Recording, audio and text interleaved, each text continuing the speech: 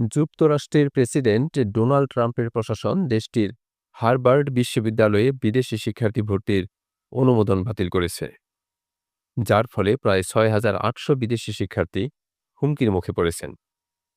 Homeland security secretary Kristi Noem এই সিদ্ধান্তের কারণ হিসাবে ইহুদি বিদ্বেষ, হামাসপন্থী সহানুভূতি এবং বৈষম্যমূলক বৈচিত্র্য নীতি সম্পর্কে উদ্বেগের কথা উল্লেখ করেছেন।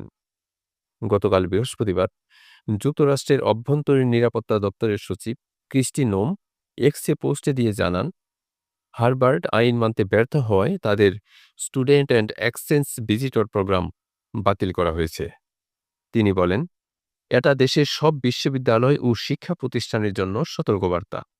এর আগে গত মাসে প্রশাসনের কথা মতো কাজ না করলে বিদেশি শিক্ষার্থী ভর্তি করার অনুমতি বাতিলের হুমকি দিয়েছিল ট্রাম্প প্রশাসন। পাশাপাশি হার্ভার্ডের জন্য অর্থ বরাদ্দও বাতিল করে সরকার।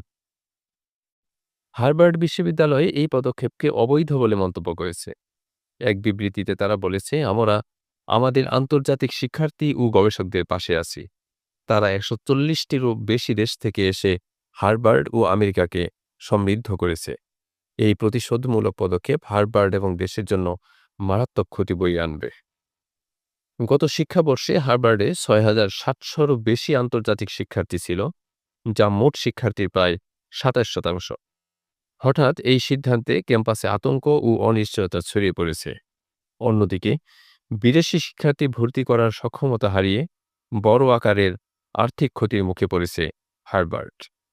প্রতি বছর বিদেশি শিক্ষার্থীদের কাছ থেকে টিউশন ফি বাবদ লাখ লাখ ডলার উপার্জন করে এই বিশ্ববিদ্যালয়টি।